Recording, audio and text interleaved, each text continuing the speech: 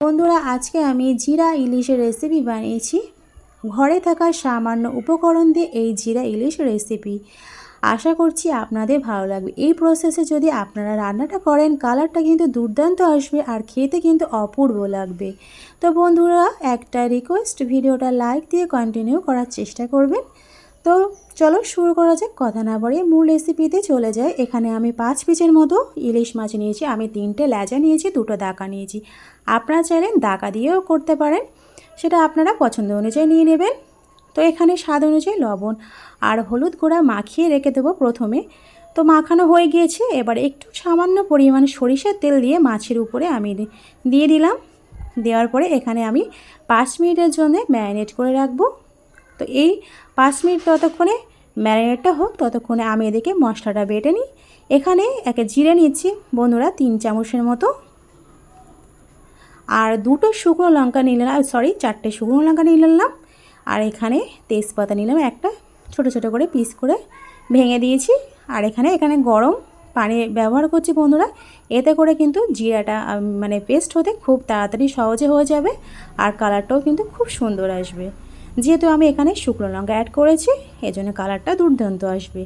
এই পর্যায়ে করে আমি জিরাটাকে ভালোভাবে ধুয়ে পরিষ্কার করে নেওয়ার পরে আমি এটা পেস্ট বানিয়ে নিয়েছি মিক্সার গ্রাইন্ডারে দিয়ে। তো আমার পেস্ট বানানো হয়ে গিয়েছে। এবার আমি যে মাছটাকে ম্যারিনেট করে রেখেছিলাম লবণ হলুদ দিয়ে, সেই মাছের গায়ে আমি এই মশলাটা ভালোভাবে মাখিয়ে নেব। এবারে আমি কিছু মশলা অ্যাড করব বন্ধুরা। এখানে আমি দেব 1 চামচের মতো লঙ্কা গুঁড়া, ঝাল লঙ্কা গুঁড়া এখানে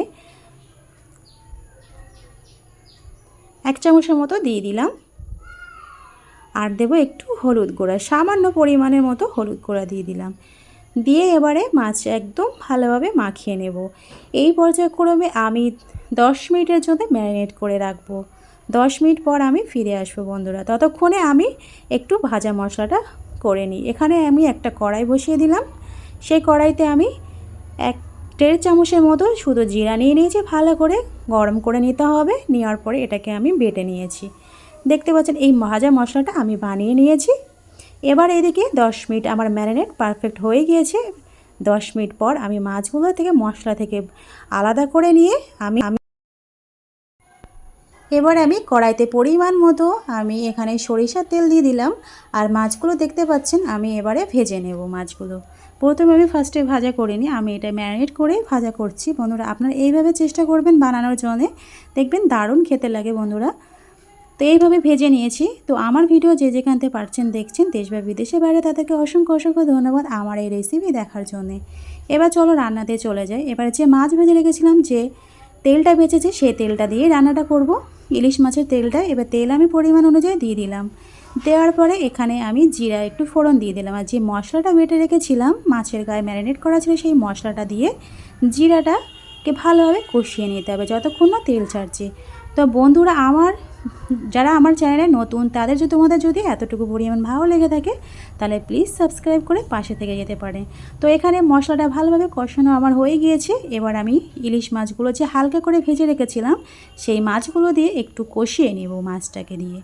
তো দেখতে পাচ্ছেন বন্ধুরা আমি যে প্রসেসে রান্না করছি, আপনারা চেষ্টা করবেন এইভাবে রান্না করার। আপনারা একদিন বাসায় ট্রাই করে দেখবেন, দারুণ খেতে লাগবে বন্ধুরা। তো এইভাবে কষানো আমার হয়ে গিয়েছে। এবার আমি পরিমাণ অনুযায়ী পানি দিয়ে দেবো। যতটা আমি ঝোল রাখবো তার থেকে একটু পরিমাণে বেশি আমি পানি অ্যাড করলাম। রাখার পরে বন্ধুরা এবারে আমি ভালোভাবে ঢাকনা চাপা দিয়ে 5 মিনিটের মতো ভালোভাবে ফুটিয়ে নেব।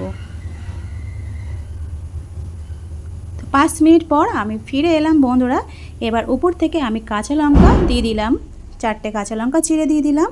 এবার যে ভাজা মশলাটা জিরা গুঁড়ো করে রেখেছিলাম, সেই জিরা ভাজা মশলাটা আমি উপর থেকে দিয়ে দিলাম। তো বন্ধুরা আমার এই জিরা ইলিশ রেসিপিটা কেমন লাগলো কমেন্টে কিন্তু জানাতে ভুলবেন না বন্ধুরা। তা লাইক দিও, প্রয়োজনে শেয়ার করো বন্ধুদের কাছে।